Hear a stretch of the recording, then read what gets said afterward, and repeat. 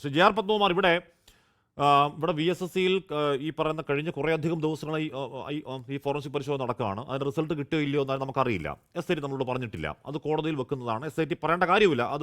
അത് കോടതിക്ക് ബോധ്യപ്പെടേണ്ട കാര്യമാണ്. പക്ഷേ ഒരു കാര്യം നമുക്ക് ഇന്നത്തെ റിമാൻഡ് റിപ്പോർട്ടിൽ ബോധ്യപ്പെട്ടു. എന്ന് പറഞ്ഞാൽ 2-2.5 മാസമായി, ഇപ്പോൾ ഇത് കണ്ടുപിടിക്കപ്പെട്ട് 2-2.5 മാസമായി അവിടെ ഒരു മാരകമായ കൊള്ള നടന്നു എന്നുള്ള കാര്യം. കൊള്ള നടത്തി കൊണ്ടുപോയ സ്വർണം എവിടെയെന്ന് കണ്ടെത്താൻ ഇപ്പോഴും എസ് ഐ ടി കഴിഞ്ഞിട്ടില്ല. ശ്രീ ജെ ആർ പത്മകുമാർ, എന്ന് പറഞ്ഞാൽ ഇത് കോടതി മേൽനോട്ടത്തിലെ അന്വേഷണമാണ്. എസ് ഐ ടി നേരായ വഴിയിലാണ്. എസ് ഐ ടി ശക്തമായ എസ് ഐ ടി ആണ്. വെങ്കടേഷ് നല്ല മിടുക്കനായ ഉദ്യോഗസ്ഥനാണ് എന്ന് ഇക്കാലം അത്രയും നാം പറഞ്ഞുകൊണ്ടിരിക്കുകയായിരുന്നു. അതിൽ പൂർണ്ണമായ വിശ്വാസമായിരുന്നു. എസ് ഐ ടിയെ ചോദ്യം ചെയ്തു തുടങ്ങാൻ സമയമായി. ജെ ആർ പത്മകുമാർ, തീർച്ചയായിട്ടും നമ്മളൊക്കെ വിചാരിച്ചത് നമ്മുടെ ബഹുമാനപ്പെട്ട കോടതി ദേവസ്വം ബെഞ്ച് ഒരു വളരെ സത്യസന്ധമായ ഒരു നിലപാടാണ് സ്വീകരിച്ചത്.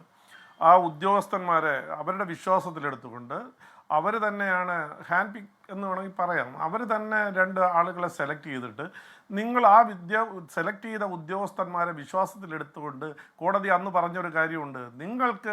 നിങ്ങൾക്ക് വിശ്വാസമുള്ള ആളുകളെ കൂടി ഇതിലോട് കൂട്ടിച്ചേർത്ത് ഈ സ്പെഷ്യൽ ഇൻവെസ്റ്റിഗേഷൻ ടീം വച്ചിട്ട് സത്യസന്ധമായി ഇതിനെക്കുറിച്ച് അന്വേഷിക്കണം എന്നുള്ളൊരു നിർദ്ദേശമാണ് കോടതി കൊടുത്തത്. എല്ലാവരും, കേരളത്തിലെ മുഴുവൻ ജനങ്ങളും അത്തരത്തിൽ ഒരു വിശ്വാസം തന്നെയാണ് വച്ചു പുലർത്തിയിരുന്നത്. 1-2 അറസ്റ്റുകളൊക്കെ കൊണ്ട് നടന്നു, രാഷ്ട്രീയമായി വിവാദമുണ്ടാക്കുന്ന അറസ്റ്റുകളൊക്കെ അതിനകത്ത് വരുമ്പോഴും ജനങ്ങൾ പ്രതീക്ഷിച്ചത് സത്യസന്ധമായൊരു പോക്ക് പോകുമെന്ന്.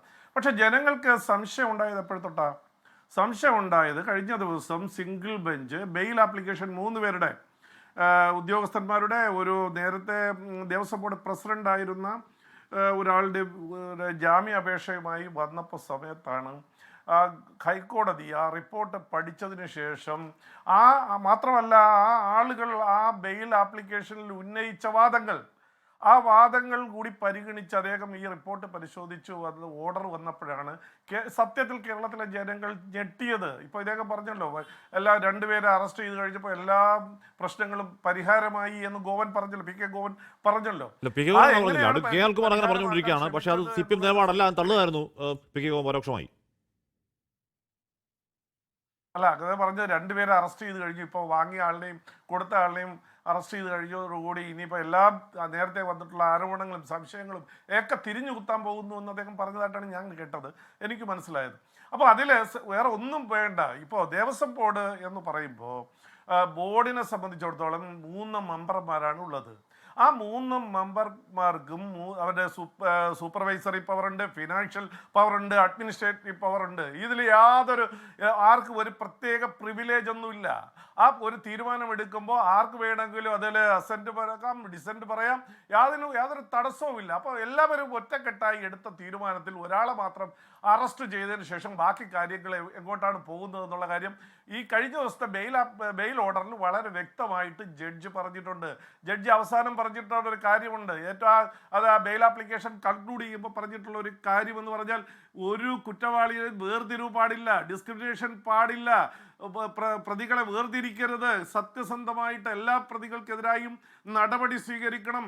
മാത്രമല്ല ഈ ബിഗ് ഗണ്ണുകൾ ഉൾപ്പെടുന്ന ഈ കറപ്ഷൻ കേസിൽ ഗവൺമെൻറ്റുമായി ദേവസ്വവുമായി ബന്ധപ്പെട്ട കേസുകളിൽ അന്വേഷണം നടത്തുമ്പോൾ ഒരു വീഴ്ചയും സംഭവിക്കാൻ പാടില്ല. അങ്ങനെ വന്നു കഴിഞ്ഞാൽ ഈ വലിയ ആളുകളൊക്കെ രക്ഷപ്പെട്ടു പോകുന്നതിനുള്ള സാഹചര്യം ഉണ്ടാകും.